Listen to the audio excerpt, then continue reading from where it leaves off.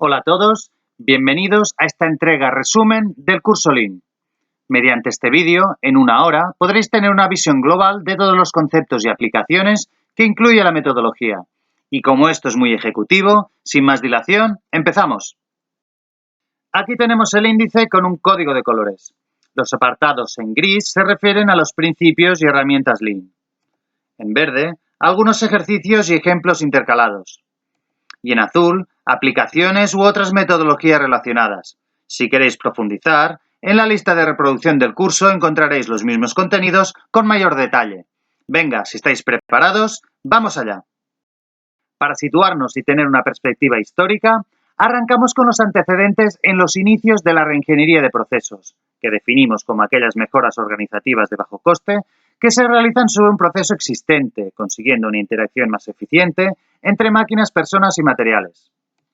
Estos análisis de procesos se empiezan a desarrollar a partir de la revolución industrial en entornos fabriles que representan un cambio considerable respecto a la forma de trabajar tradicional. La propiedad es ajena y los volúmenes son mucho más elevados con operaciones repetitivas. Esta producción masiva de unos pocos artículos es lo que permite estudiar el proceso al detalle, dividirlo y repartirlo en personas que se convierten en especialistas de una pequeña parte. Todo ello con el objetivo de reducir costes respecto de un taller más flexible, pero más caro. El primer y muy conocido reingeniero que vamos a ver es Taylor como el creador de la organización científica del trabajo, basada en ese análisis pormenorizado de métodos y tiempos, la creación de un estándar de producción con las operaciones de valor y primas por productividad. Más ilustre si cabe es Henry Ford, que generaliza la línea de montaje con los conceptos de Taylor. Los operarios, en lugar de desplazarse entre puestos, se ubican en estaciones fijas especializadas. Quien se mueve es el producto en curso, lo que además permite que sea la cadena quien marca el ritmo, consiguiendo un gran incremento de productividad.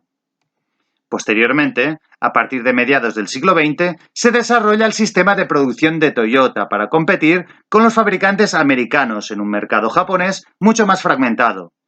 El TPS está basado principalmente en el Just-in-Time y se apoya en un conjunto de técnicas, pero también hay que destacar la parte estratégica y de gestión de personas. El método de Toyota se convierte en una historia de éxito y a partir de los años 80 se empieza a exportar a Occidente como Lean, un adjetivo que significa magro, sin exceso, en referencia al stock, especialmente de producto en curso.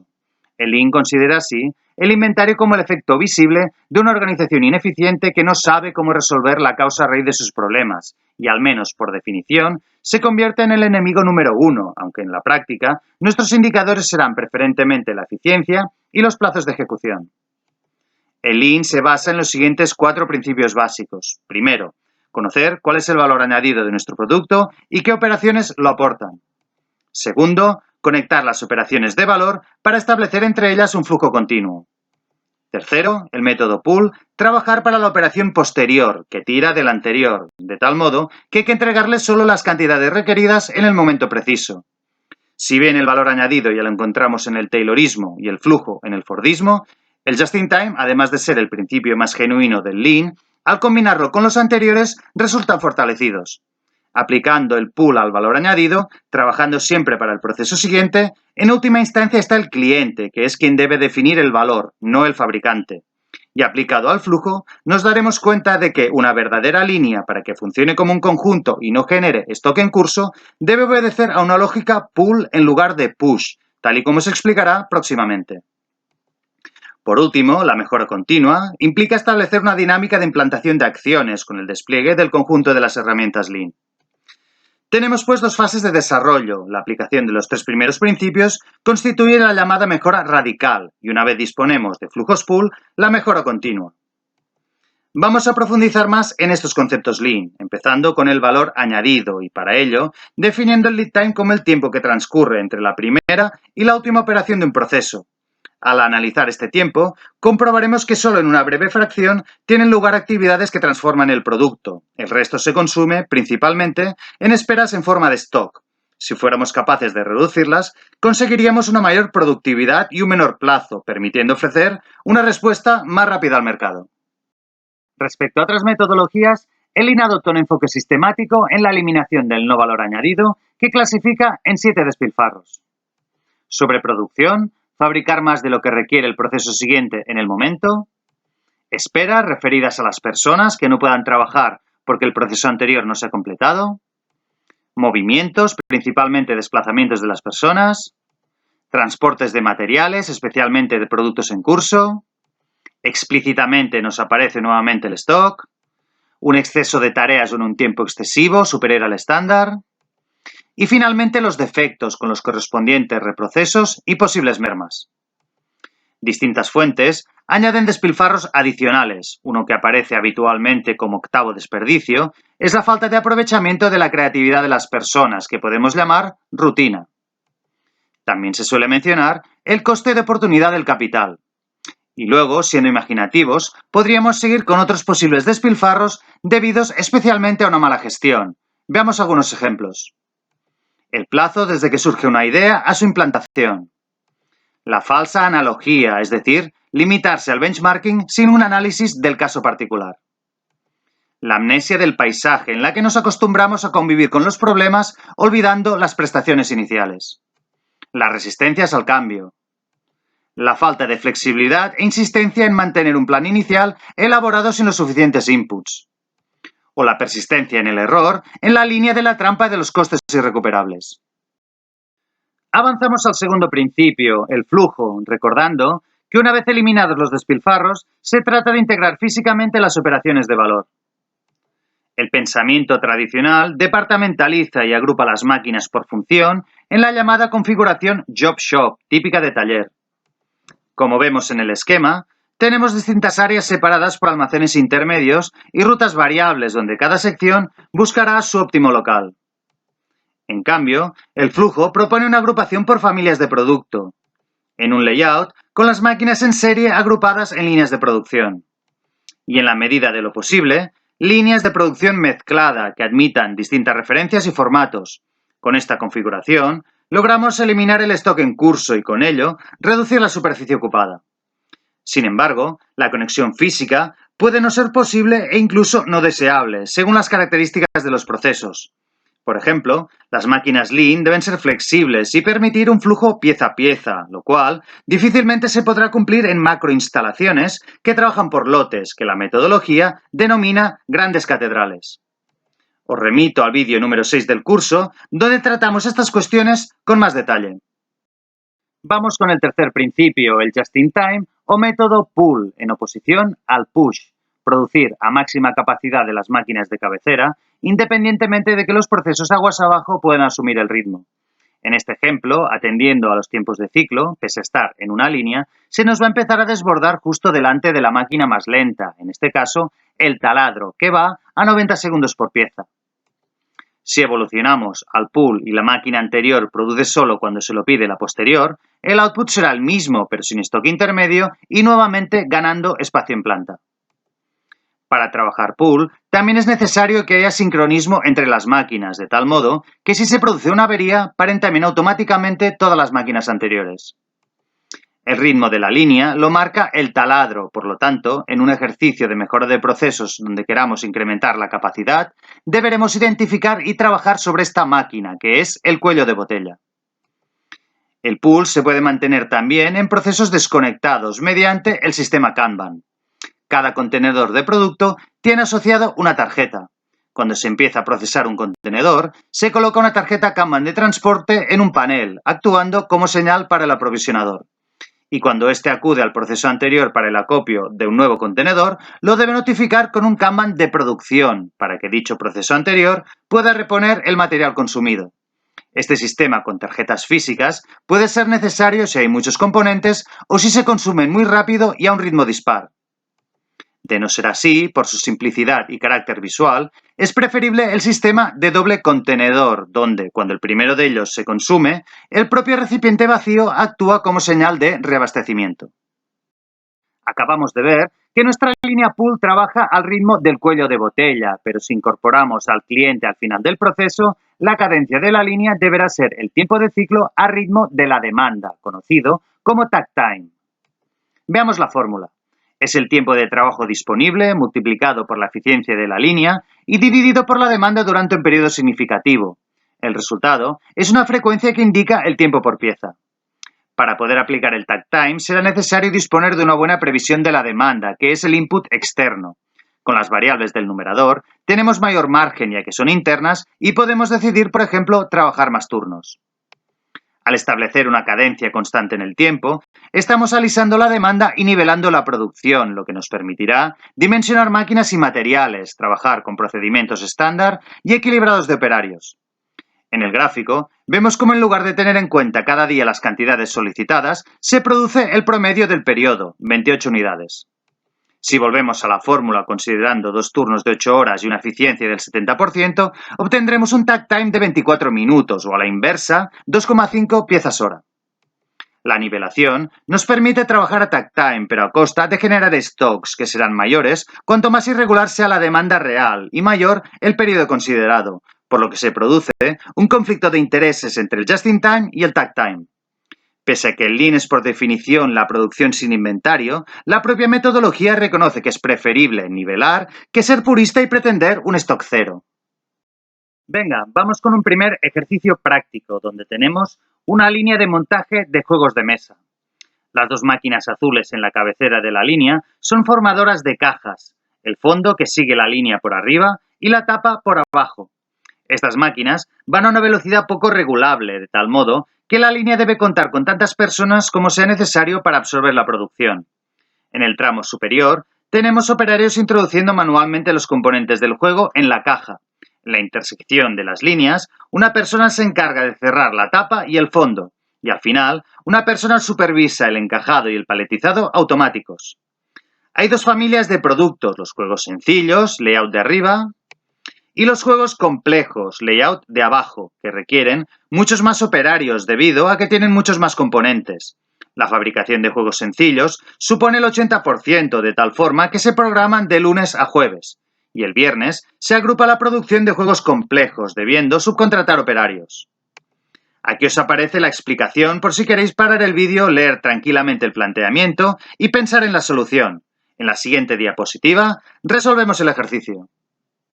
La propuesta que podríamos hacer a la empresa es que independizara los dos tipos de juegos. La producción mezclada está muy bien, pero tiene como requisito que las cargas de trabajo no sean muy dispares. Dado que no es el caso, podríamos acortar la línea de juegos sencillos y ya que el juego complejo tiene poco volumen, se podría montar en paralelo en manual. Con ello conseguimos trabajar a takt time, nivelar la producción, eliminando la necesidad de trabajadores temporales. Reducimos stocks en curso por estar montando juegos sencillos y complejos todos los días. Aumentamos la calidad del montaje por tener personal dedicado trabajando a menor ritmo y con estas líneas más estables será más fácil automatizar alguna de las operaciones manuales. Muy bien, tenéis más ejemplos de proyectos resueltos a partir del vídeo número 18 del curso. Con los conceptos aprendidos hasta el momento, ya podemos analizar procesos a alto nivel mediante este diagrama que se conoce como Value Stream Map, que representa la secuencia productiva desde recepción a expedición, especificando el takt time, la secuencia del proceso, el inventario entre fases, el flujo de materiales e información, y luego para cada fase el número de operarios, los tiempos de ciclo, los tiempos de cambio, el porcentaje de eficiencia, de no calidad, etc. Este mapa nos sirve para tener una clara representación del proceso actual y poder diagnosticar mejoras, así como focalizar análisis posteriores. Vamos a fijarnos primero en el takt time, 1 hora, y a continuación compararlo con el tiempo de ciclo de cada fase. Vemos que el pulido tarda 2 horas, por lo que es nuestro cuello de botella, que no nos permite ir al ritmo de la demanda. Se nos indica también que la mitad de este tiempo es de no valor añadido, por lo que el primer proyecto que se deriva de este mapa de valor será mejorar la sección de pulido. Otra actuación inmediata es agrupar calidad y envío, ya que la suma de tiempos de ciclo lo permite, al ser justamente 1 hora, igual al takt time. También nos deberíamos centrar en reducir el inventario entre fases y, si no es posible conectarlas en flujo, cuanto menos utilizar el sistema Kanban. El Value Stream Map nos da como principal resultado el lead time del proceso completo, en el estado actual, nada menos que 115 días, cuando el tiempo de transformación del producto ha sido apenas de 5 horas, con lo que si calculáramos un porcentaje de eficiencia, nos saldría un valor ínfimo. Esto se debe al elevado número de unidades de stock traducidas a tiempo con el takt time. Vemos, pues, que se trata de un primer análisis macro enfocado a la integración de procesos que en la mayoría de los casos requerirá bajar más al detalle de las operaciones de cada fase. En el mapa que acabamos de ver, en la sección de pulido, estaba identificado un porcentaje de valor de solo el 50%. Cómo se ha calculado este porcentaje es lo que vamos a ver en este apartado. El Lean no se nutre de opiniones ni informes a posteriori, sino que promueve ir a la fuente para conocer los detalles del proceso de estudio. Pese a que exista un sistema informático que nos pueda suministrar datos, realizaremos algunas mediciones por nuestra cuenta, tanto para aprender del caso particular como para contrastarlas con los datos históricos. Aquí tenéis un ejemplo de observación en planta de una máquina donde cada fila es un cambio de actividad según lo que va ocurriendo, trabajo normal, averías, incidencias diversas, etc. Pudiendo llegar al final a un gráfico circular de síntesis con una clasificación de las operaciones que nos da una idea del porcentaje de valor añadido y el potencial de mejora. Para este ejercicio hay que apuntar datos básicos como el día, el turno, las personas, la línea y la referencia que estamos observando, junto con otros parámetros de producción que nos sirvan para comparar.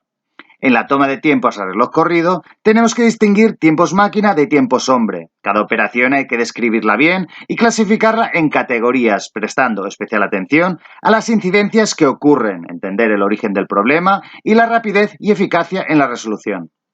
Si seguimos a una persona, deberíamos valorar la actividad a la que trabaja para, en un determinado momento, normalizarla al comparar con sus compañeros. En función de las características de las tareas realizadas, se establecen una serie de coeficientes de descanso, y con todo este material podremos calcular la saturación del operario y la producción real respecto al objetivo. Estas observaciones nos permiten también extraer las futuras operaciones de valor que formarán parte de nuestro estándar. El grado de detalle de la medición será mayor en procesos manuales, donde se puede llegar hasta la microoperación, mientras que en procesos más automatizados, el foco no estará tanto en la productividad del operario como en las causas de pérdida de eficiencia, principalmente averías y microparos. Una vez realizadas las observaciones, pasamos a la fase de diseño, donde con las operaciones y tiempos obtenidos, junto con el takt time y la distribución en planta, estamos ya en disposición de determinar los procedimientos manuales, no solo de producción, sino también para cambios de referencia, mantenimiento autónomo, autocontroles u orden y limpieza. En el nuevo proceso, es probable que debamos modificar el layout. El Lean plantea primero colocar las personas lo más cerca posible, unas de otras, y las máquinas a su alrededor. Ello supone disponer de un pasillo central y dos hileras de máquinas enfrentadas, un extremo de las cuales se puede cerrar formando una U, como en la ilustración, donde tenemos dos U's adyacentes. Esta configuración permite minimizar desplazamientos, la separación hombre-máquina, es decir, que un operario pueda manejar más de una, distinguir la fabricación en el interior del aprovisionamiento en el exterior, optimizar la superficie ocupada y el área de trabajo adquiere una mayor lógica visual. El siguiente paso es el equilibrado, la asignación de operaciones según sus tiempos a operarios hasta llegar al valor del tiempo de ciclo, repartiendo las cargas para que todos trabajen más o menos igual. Vamos a verlo en un ejemplo muy sencillo. Tenemos el dato de takt time y una tabla con puestos de trabajo, operaciones, tiempos hombre y máquina. Lo primero, igual que nos sucedía en el ejercicio del Value Stream Map, es repasar los tiempos para ver si alguno supera el takt time y efectivamente la máquina del puesto C lo sobrepasa, por lo que sin entrar aquí en posibles mejoras, consideraremos dos puestos. El layout tiene que garantizar el flujo del proceso y suponiendo que sigue la secuencia alfabética, ya podemos empezar a plantearlo, aunque luego podamos hacer algún ajuste según cómo queden distribuidas las operaciones. Vamos a ver el reparto. Se trata de hacer agrupaciones de 40 segundos, con los tiempos hombre. Habría otras posibles soluciones, por ejemplo, en el caso del operario azul, podríamos haberlo asociado en lugar de a los puestos A y B, a los puestos A y H, siempre que den los tiempos y que con ello consiga una mejor redistribución global. Aquí tenéis el cuadro resumen con la saturación de cada persona. Vemos que respecto al equilibrado óptimo, estamos perdiendo un total de 20 segundos, sumando a los operarios 2, 3 y 5.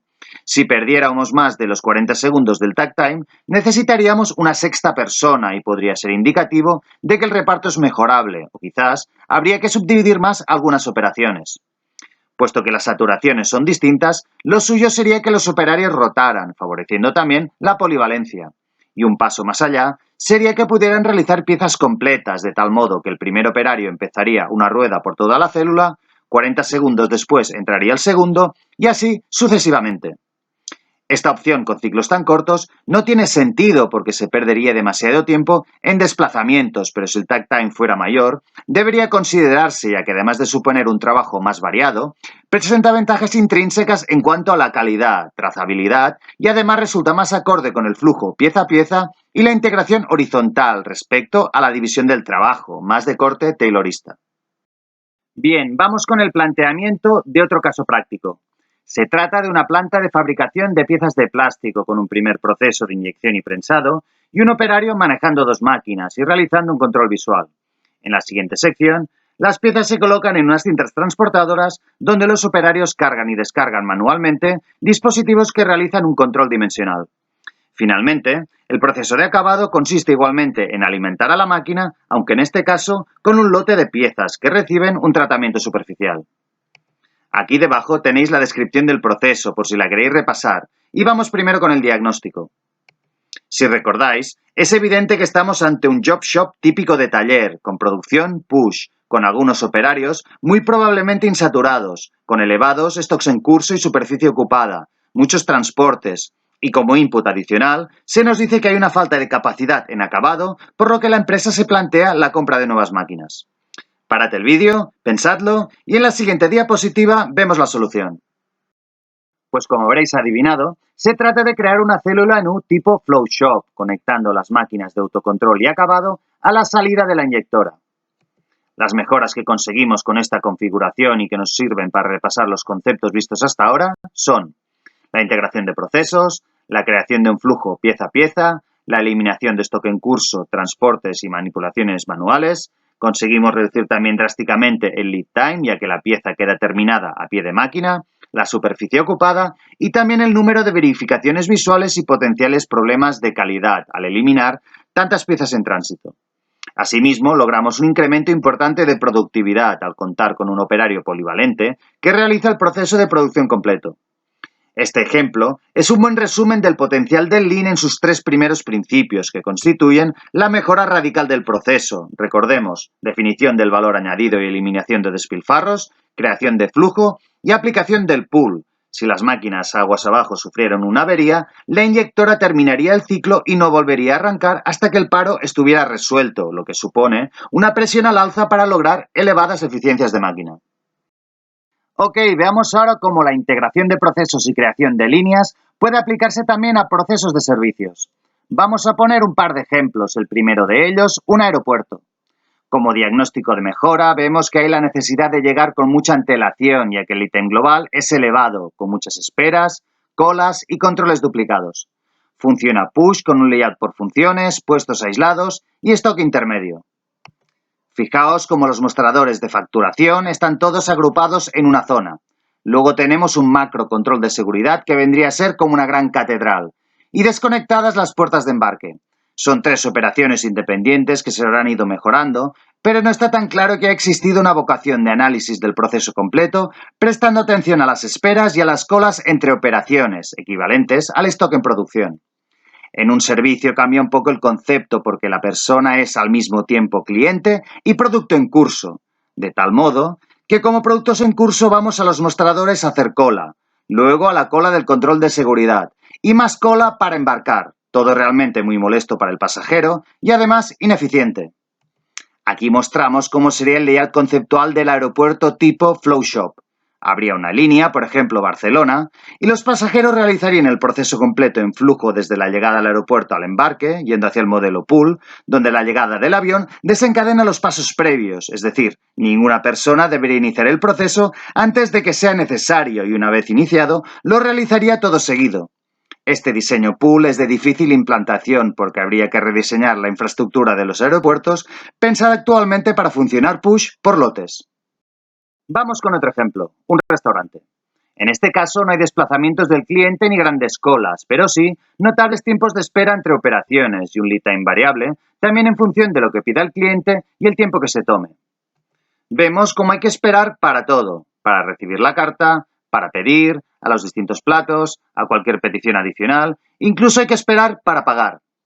Ahora, algunos restaurantes empiezan a disponer de códigos QR con la carta digital, lo que supone, sin duda, una mejora, pero luego la PDA del camarero no se habla con nuestro móvil, cuando la solución sería lógicamente disponer de un sistema único que permitiera pedir con antelación, de tal modo que a nuestra llegada estuviera ya todo preparado. La opción buffet es bastante más lineal, que salvo el proceso en sí de comer, el resto ya está en flujo. Para poder integrar la comida y llegar a un flujo completo pool, habría que imaginarse una solución de este estilo. Un carrusel a tiempo de ciclo donde las personas sentadas irían atravesando los distintos procesos, seleccionar y comer el primero, el segundo, postre y pago. Fijaros que aquí conseguimos eliminar también las distorsiones de tiempo entre los comensales, ya que el lead time es un tiempo máquina predefinido. No sería muy apto para una cena romántica, pero para un restaurante de menú o comida rápida podría valer. Si queréis ver más ejemplos imaginativos de la aplicación de Lean a servicios cotidianos, podéis acudir de nuevo al curso Lean, donde a partir del vídeo 21 tenéis los casos de una tienda de ropa, un supermercado, un hotel o nuestra propia casa, entre otros. Muy bien, hasta aquí hemos desarrollado una explicación bastante intensiva de la mejora radical. Vamos ahora con la mejora continua, que nos servirá también de introducción a las técnicas Lean. Una vez disponemos de flujos pool, el Lean plantea el despliegue de una dinámica sobre los sucesivos cuellos de botella del proceso mediante el ciclo PDCA. Planificar, ir a la fuente, observar, tomar datos, preguntar, entender bien el proceso y con todos los conceptos y herramientas Lean, pensar en medidas para incrementar la eficiencia, así como soluciones a los problemas que se nos van presentando. Una vez encontradas las causas raíz y definidas medidas correctoras, acordamos la mejor solución con el equipo de trabajo e implantamos, para posteriormente volver a medir y comprobar la nueva respuesta. Si se obtienen los resultados esperados, perfecto, a por otras mejoras. De no ser así, habrá que volver al inicio y plantear otras posibles acciones. Como podéis comprobar, se trata de un trabajo de campo muy creativo que persigue mejorar implantando y también muy agradecido porque gracias a su dinamismo podremos ver evolucionar los indicadores en cuestión de días, no de meses. Toda la organización debería trabajar con esta rutina de mejora que en japonés se llama Kaizen. A partir de un buen diagnóstico del estado actual y la definición de la situación futura, se define un primer objetivo a corto plazo que alcanzaremos siguiendo un camino todavía incierto y lleno de obstáculos, muchos a priori desconocidos. El propósito de ponerse en marcha es precisamente sacarlos a la luz e irlos afrontando, generando este hábito de aprendizaje y mejora continua. En el desarrollo del PDCA será también importante crear flujo yendo mejora a mejora para comprender bien la relación causa-efecto, porque tras la implantación de contramedidas, las condiciones pueden cambiar. Así, lo más correcto sería realizar pequeños pasos en ciclos rápidos. Al iniciar una dinámica de mejora continua, antes de lanzar el PDCA, necesitamos indicadores para cuantificar la eficacia de las acciones implantadas. Puesto que estamos aplicando el Lean a flujos pool y probablemente a líneas semiautomáticas, el indicador por excelencia es el OEE, Overall Equipment Effectiveness. Partiendo de la capacidad instalada, vamos restando primero la falta de carga, con lo que se obtiene el ratio de utilización. Con las macroparadas, el ratio de disponibilidad. Con las microparadas, el rendimiento. Y con los defectos, la calidad. De tal modo que el OEE, que contiene estos tres últimos subindicadores, nos mide la eficiencia como el porcentaje de tiempo empleado en fabricar productos de calidad. La fórmula de cálculo es la siguiente. Hay que multiplicar las piezas OK por el tiempo de ciclo estándar y dividir por el tiempo planificado. Si queréis profundizar en estos conceptos y las fórmulas, os podéis dirigir al vídeo número 13 del curso. El primer paso será parametrizar el OEE, empezar a obtenerlo por turno y luego publicarlo. Para ello, habrá que disponer en planta de una serie de tableros por línea que nos permita ir apuntando los valores en un cuadro como este.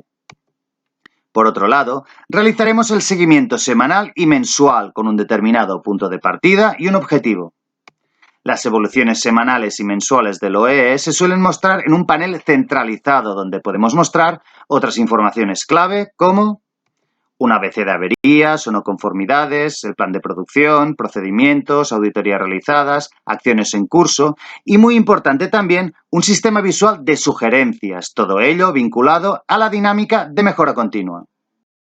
Muy bien, una vez definido el OEE, ya podemos arrancar el PDCA. Muchas de las acciones que se nos ocurran en planta las podremos encuadrar en algunas de las técnicas que vamos a ver en estas siguientes diapositivas. Empezamos con las 5 S, como la aplicación progresiva de estas 5 acciones cuyo objetivo es incrementar la productividad en planta mediante el orden y la limpieza en el puesto de trabajo. Al definir un sitio para cada cosa y tener siempre cada cosa en su sitio, eliminaremos búsquedas y desplazamientos. La primera S nos propone eliminar elementos en mal estado e innecesarios, entendidos estos como todos aquellos que llevan más de un año sin uso. Una vez disponemos solamente de los necesarios, la segunda S nos lleva a ubicarlos según su frecuencia de uso. Si es un elemento que utilizo una vez a la semana, lo tendré en una estantería a varios metros. En cambio, una herramienta de uso continuo la debo tener al alcance de la mano. La tercera S incluye una primera limpieza a fondo y procedimientos periódicos. Algunos de los objetivos en este paso son eliminar los focos de suciedad o facilitar los accesos a las zonas a limpiar. En la cuarta S es donde vamos a reorganizar los puestos, ubicar las herramientas y los materiales, siguiendo los principios del control visual. Se pintan siluetas, se delimita el área de trabajo, se señalizan y rotulan todos los elementos, etc. La idea es que seamos capaces de detectar visualmente una situación anómala, por ejemplo, una herramienta desubicada o falta de materiales. Finalmente, la quinta S, que consiste en mantenerlo conseguido y entrar en la mejora continua, es decir, auditorías y PDCA.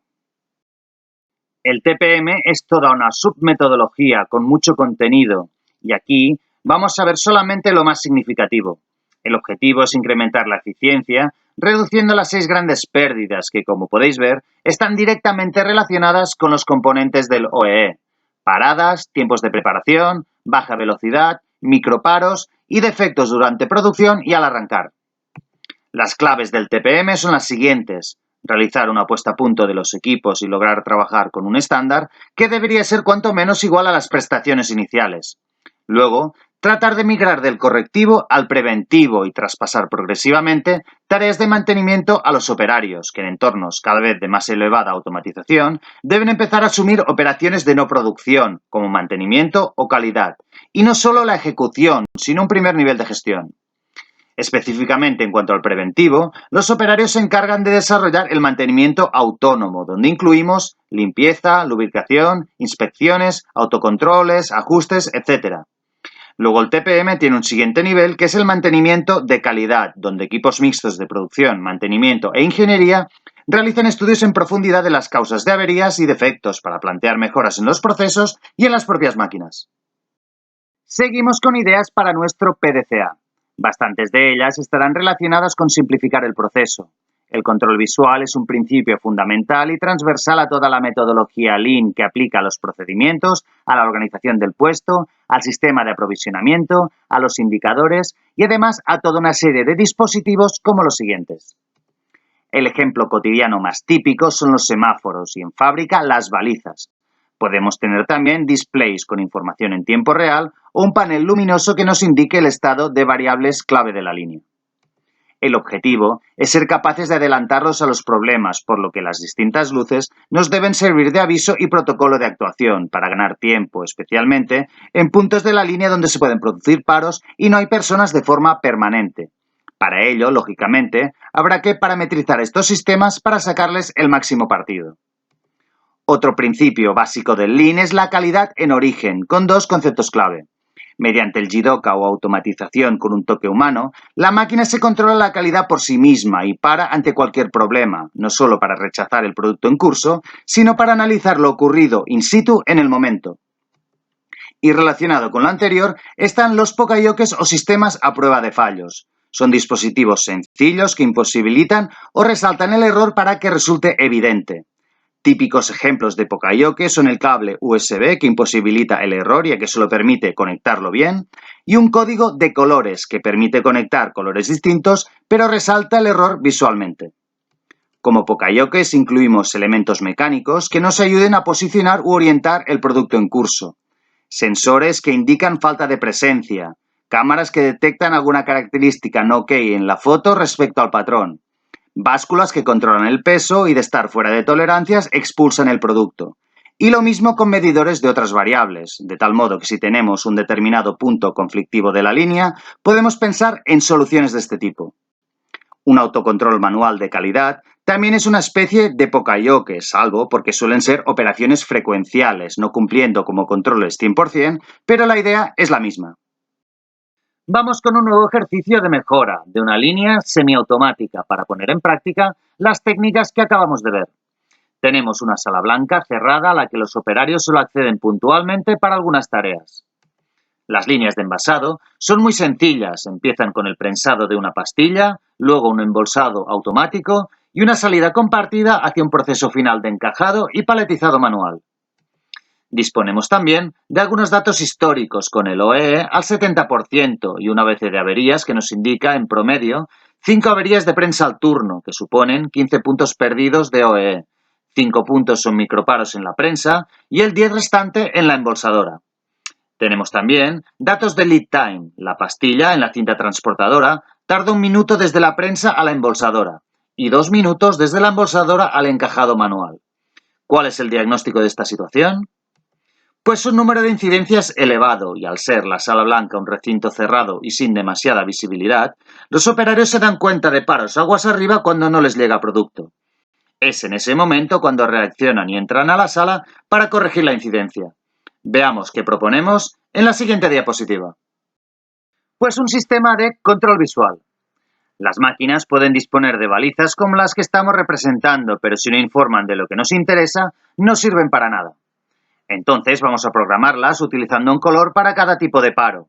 El azul para las averías, el rojo para microparos de la prensa, con una fotocélula a la entrada de la embolsadora para detectar falta de producto, y el amarillo para microparos de la embolsadora, nuevamente, con una fotocélula a su salida. Y muy importante, estas balizas deben ubicarse físicamente fuera de la sala para que los operarios puedan verlas. Este sistema de control visual nos permitirá ganar tiempo en la resolución de incidencias. Suponiendo que ahora el tiempo de reacción pase a ser 1 minuto en todos los casos, teniendo en cuenta los lead times, recuperamos 2 minutos en la prensa y 1 minuto en la embolsadora, para un total de 38 minutos. Si hacemos una regla de 3 con los minutos al turno, tenemos que cada punto de OE son 4,2 minutos, con lo que 38 minutos suponen una ganancia potencial de hasta 9 puntos, solo con esta medida organizativa tan sencilla. Puesto que venimos hablando de la calidad, hagamos también una breve introducción al TQM. Si recordáis, el valor añadido se define como utilidad partido por coste. Para maximizar esta división, la mejora de procesos se centra prioritariamente en reducir el denominador, mientras que la gestión de la calidad tiene mayor énfasis en incrementar el numerador. Otra forma de verlo es distinguir entre calidad del producto, TQM, y calidad del proceso, Lean.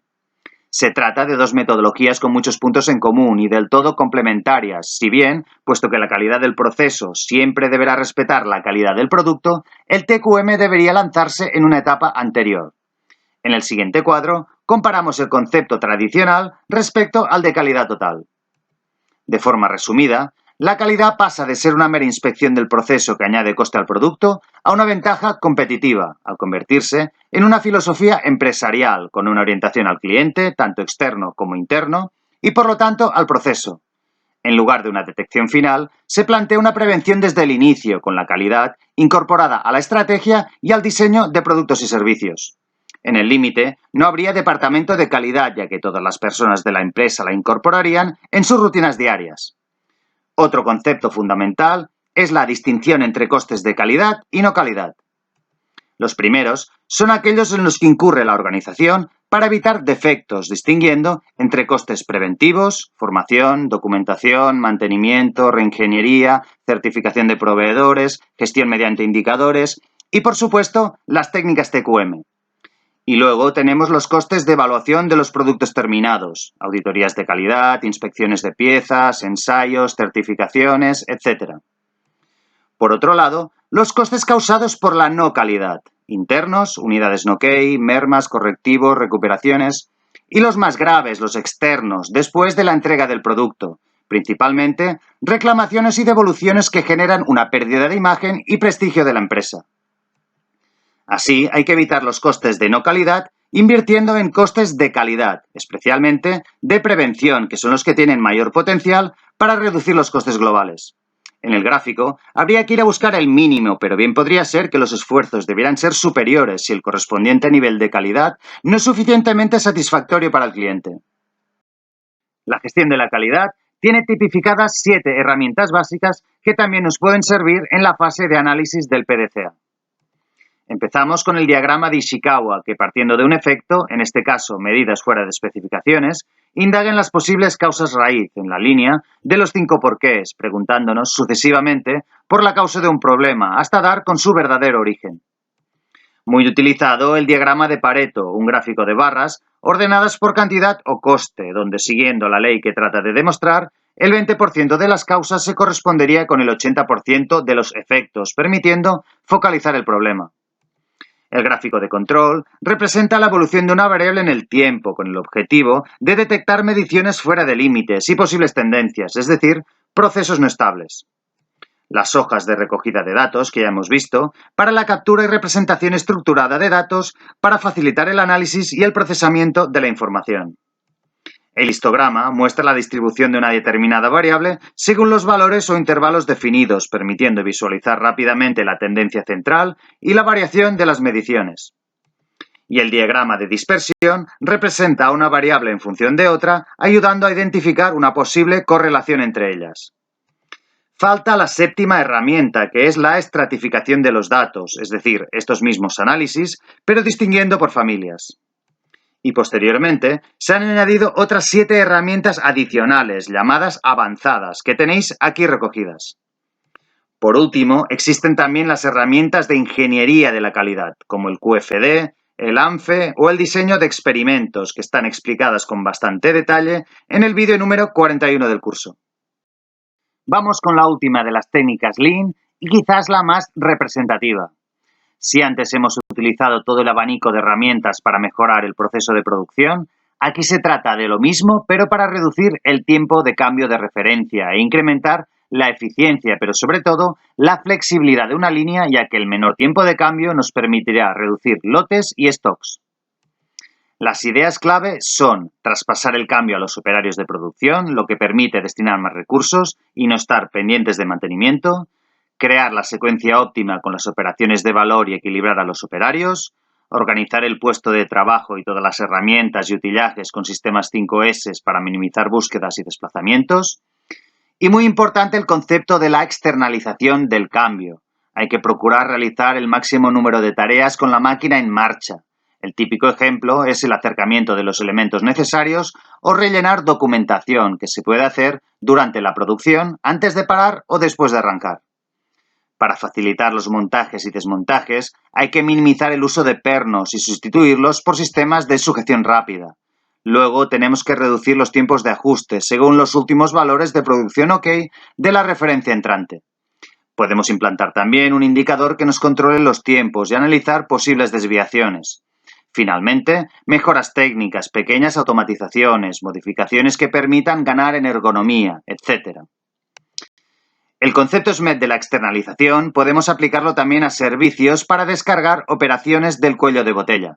Por ejemplo, en el caso de un cajero automático, llegar a la máquina con la tarjeta ya en la mano y aligerar en recoger para permitir el acceso al siguiente cliente.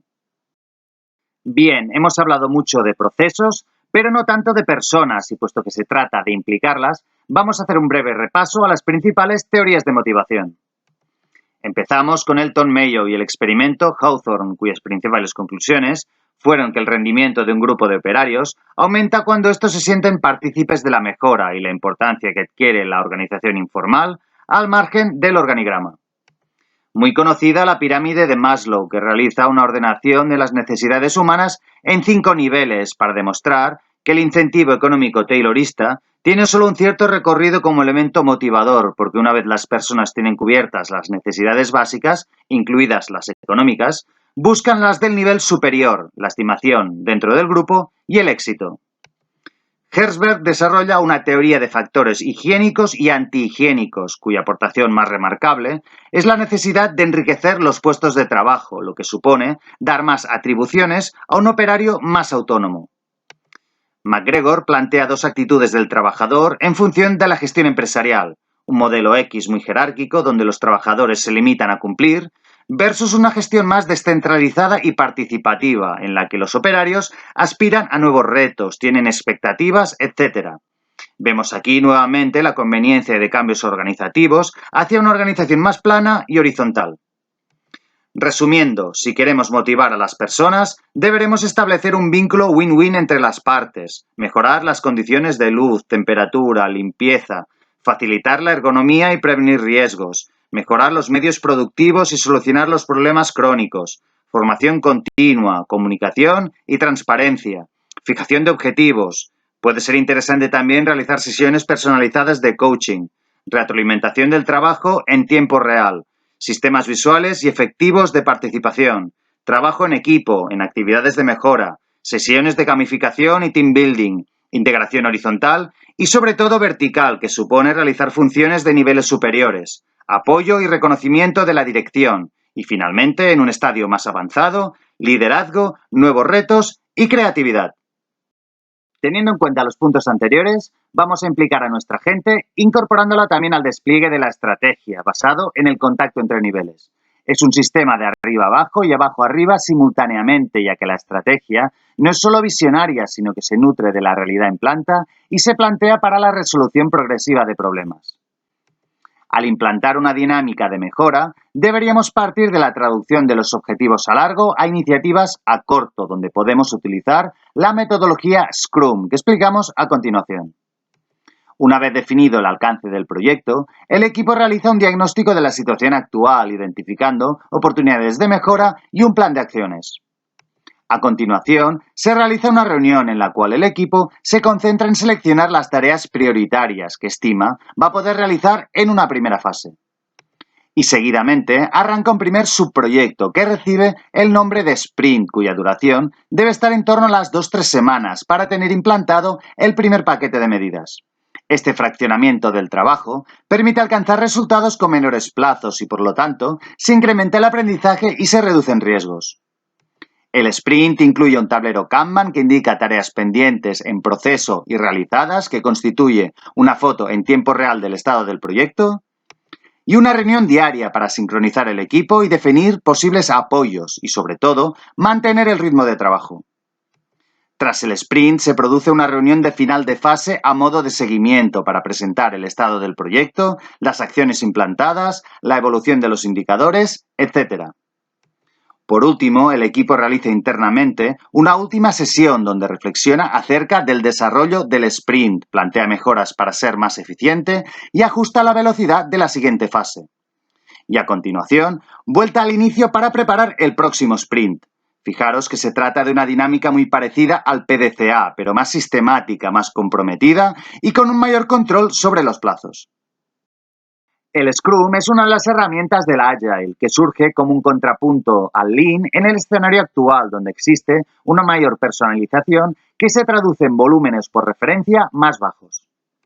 Recuperando el contexto histórico, vemos que si bien el Lean fomenta la integración horizontal, en la práctica puede seguir existiendo una considerable división del trabajo, debido a takt times muy cortos. Por este motivo, muchas veces el operario Lean tampoco funciona de forma tan distinta al de la producción masiva. En la producción ágil, sí volveremos de forma más clara a los factores competitivos de los talleres tradicionales. Veamos el siguiente cuadro para entenderlo mejor. Si el producto es estándar o los tiempos de ciclo son muy cortos, vamos a aplicar el Lean como siempre. En cambio, con takt times largos y productos más complejos, podemos no tener volumen suficiente como para trabajar en línea y con procedimientos repetitivos. En tal caso, el objetivo será disponer de un sistema más flexible para reducir plazos sin prestar tanta atención a la productividad individual. En cuanto a los principios, destacar la idea de no perder tiempo detallando planes o estándares que ya sabemos que no se van a cumplir, y en lugar de tener personal indirecto realizando estas tareas, se le dan más funciones a operarios polivalentes para que gestionen la producción de forma autónoma, organizados por procesos, con apoyos proactivos entre sí para sacar el trabajo adelante. Las personas son, pues, clave en el Agile y requieren de sobrecapacidad. En este esquema, vemos que la capacidad liberada con una mejora de procesos no se la debería llevar solo el Lean con su reducción de costes, sino que debe existir para asumir un cierto desnivelado y dedicaciones a tareas de innovación y estratégicas. En el vídeo 25 podéis profundizar en este método, especialmente en el QRM, Quick Response Manufacturing. Bien, aunque ya hemos visto ejemplos, en esta diapositiva trataremos los fundamentos del Lean en servicios y oficinas. Como ya comentamos, la clave en servicios es que el cliente es a su vez el producto en curso, de tal modo que trataremos de añadirle valor continuamente, integrando procesos, reduciendo esperas y sincronizando el conjunto para resolver el problema completamente en el mínimo plazo, con una gama reducida de soluciones óptimas. Habrá que reducir la complejidad del proceso haciéndolo más simple, incrementar franjas horarias y nivelar la demanda yendo a un modelo más pool. Las personas de atención al cliente deben estar formadas para poder aportar soluciones y no ser una mera pantalla. Es recomendable anticipar tareas vía electrónica a la gestión presencial y, como siempre, un panel de indicadores visible a todos los niveles, resolver los problemas crónicos, eliminación progresiva de soportes físicos y otras automatizaciones sencillas. En el caso de oficinas, el producto en curso es el documento, debiendo prestar especial atención a la falta de flujo de información, porque terminará generando esperas en las personas. Veamos una adaptación de los 7 despilfarros a un proceso indirecto. La sobreproducción se produce cuando realizamos tareas que no se necesitan de forma inmediata por falta de una visión global.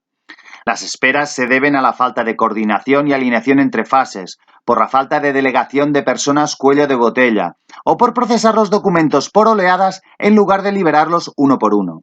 En movimientos, el principal desplazamiento se producirá por gestiones presenciales de dos personas que no se sientan juntas.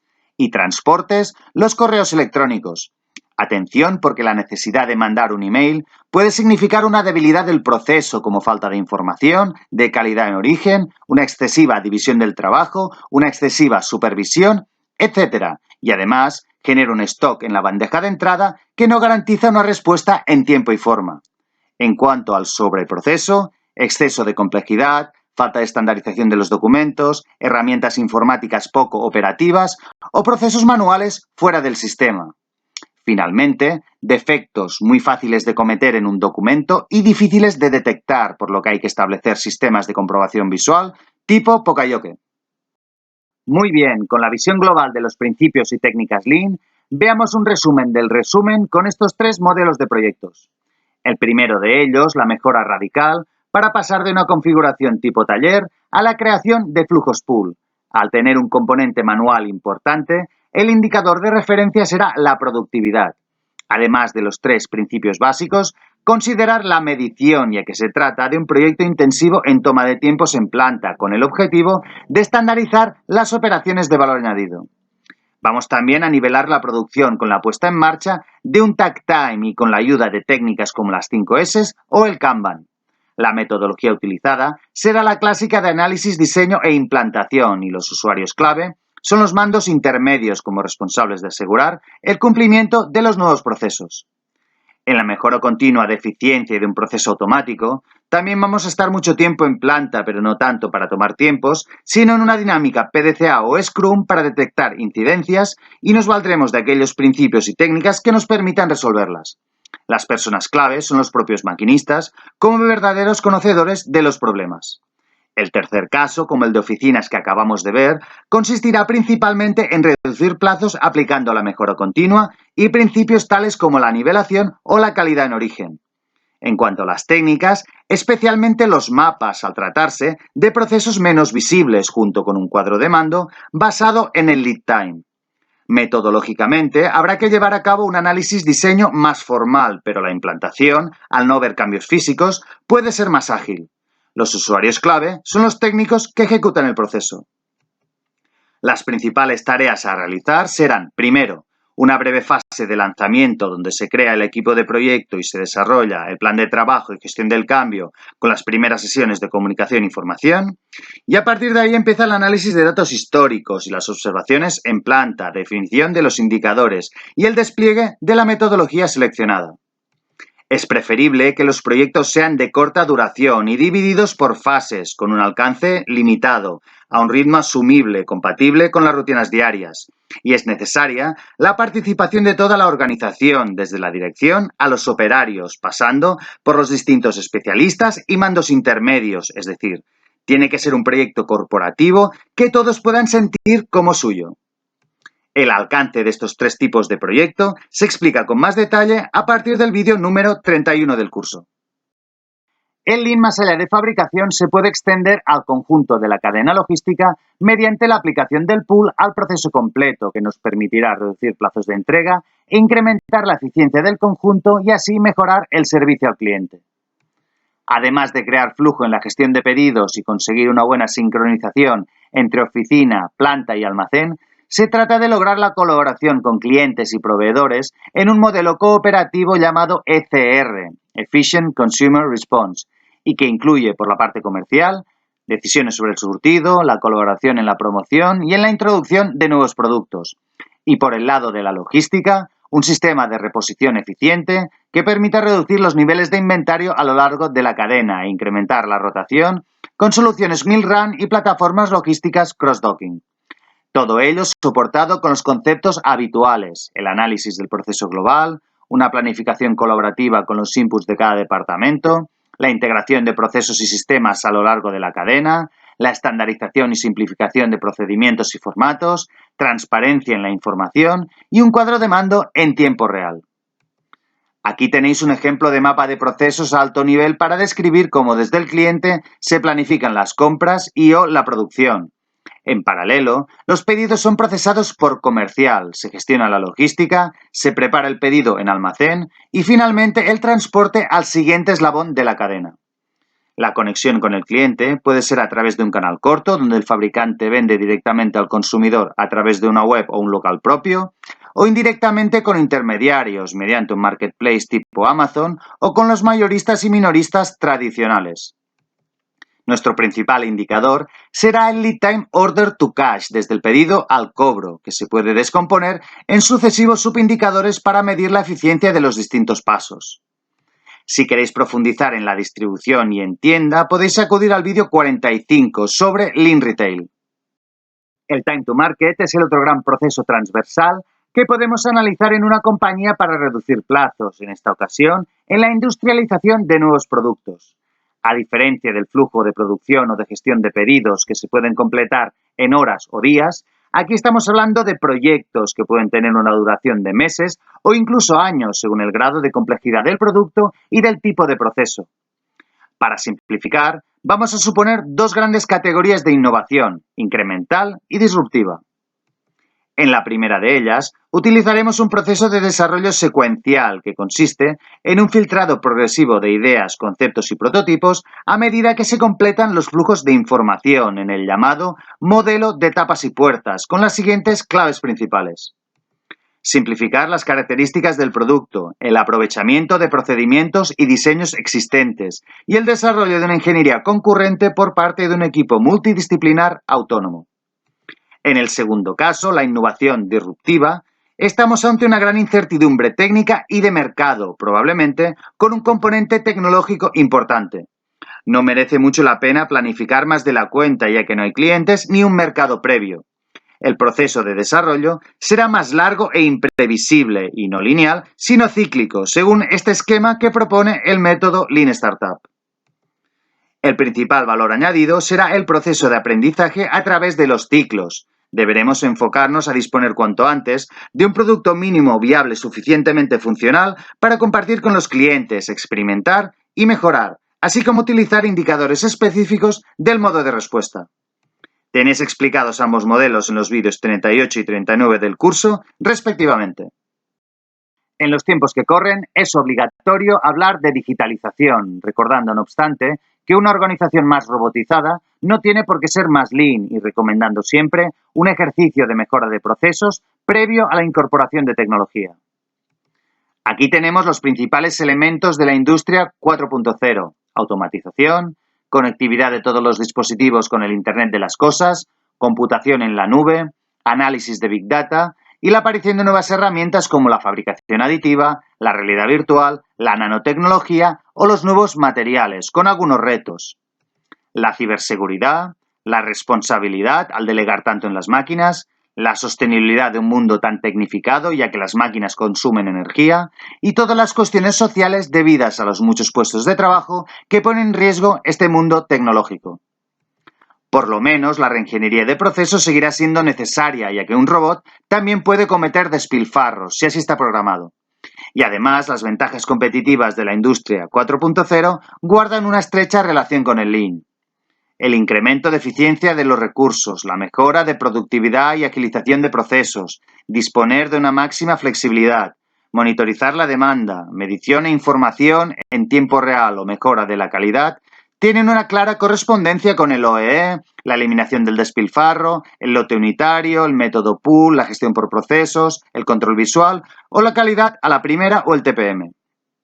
Aunque tradicionalmente la mejora de procesos y la automatización eran vías distintas, las iniciativas de la industria 4.0 con su integración, flexibilidad y procesamiento de datos nos está llevando también por el camino Lean. Esto también significa que hoy un proyecto organizativo tiene que contemplar la posibilidad de incorporar tecnología.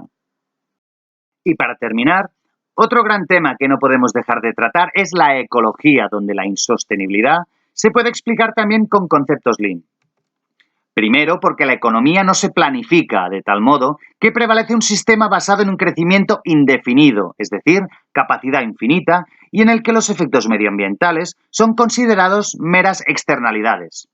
Pese a que la ecología requeriría una gestión integral, una administración global está lejos de producirse debido a la división de la geografía en países que en su soberanía actúan como departamentos, cada uno con sus propias ideologías, intereses e iniciativas. Sabemos que el ritmo de regeneración del planeta es inferior al del consumo humano y puesto que el sistema no impone ningún límite, podemos decir claramente que estamos ante un modelo push. En este sentido, debería existir un cuadro de mando global y no basado precisamente en el omnipresente PIB. Un buen indicador es la huella ecológica, pero no sirve para nada si no va acompañado de un plan de acciones efectivo, junto con una profunda pedagogía acerca del verdadero valor añadido que debería estar basado en las relaciones sociales, el arte, la cultura o el deporte, y no en los objetos materiales que, salvo los necesarios, no son sino stock, despilfarro. Aquí tenemos recopilados algunos principios Lean que incorporan claramente un mensaje ecológico. En la empresa se persigue minimizar los recursos para obtener un determinado nivel de demanda, pero para reducir la demanda global nos deberíamos aplicar el Lean a nosotros mismos como clientes, repensando el valor de los productos, las cantidades necesarias, las posibilidades de compartir, por ejemplo, convirtiendo productos de propiedad en servicios de alquiler, revisando el origen de los productos para ir a un comercio de proximidad, yendo a productos robustos y no al modelo de usar y tirar, y utilizando máquinas adecuadamente dimensionadas. Finalmente, otros conceptos Lean ecológicos, el conocimiento del terreno y la resolución de problemas en origen, una mayor nivelación, es decir, redistribución, la evolución del correctivo al preventivo y, por supuesto, la sensibilización e implicación de las personas. Muy bien, pues con este resumen le hemos dado un buen repaso a la metodología. Si habéis llegado hasta aquí, muchas gracias por vuestra atención y nos vemos en siguientes publicaciones.